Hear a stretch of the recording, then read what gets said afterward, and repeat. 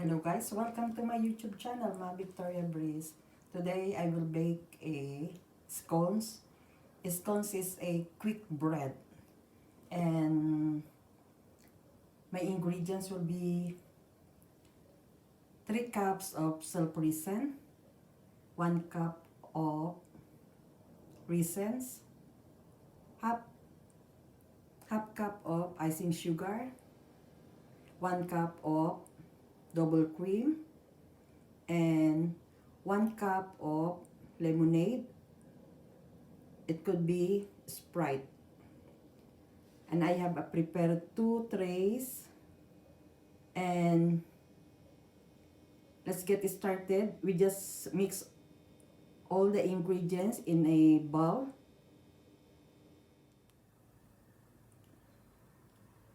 So we combine all the ingredients in the bowl, and we preheat the oven in 185, and it will be 6 minutes in 185 and will be 165 6 minutes. So it will be only cooked for about 12 minutes in the oven.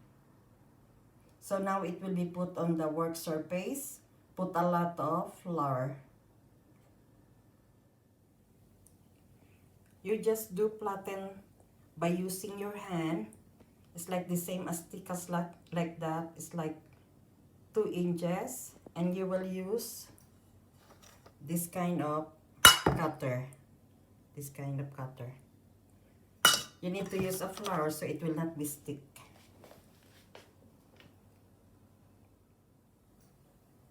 You will use the cutter, and then you will do like that.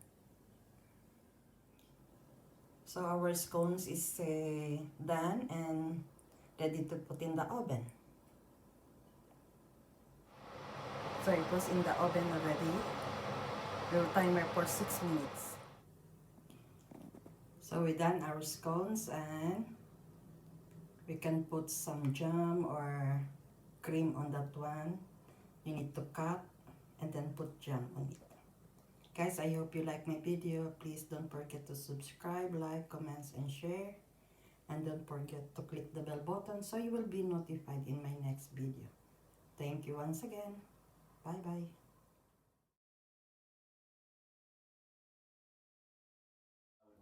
So guys, this is now the cooked scones. So it's done.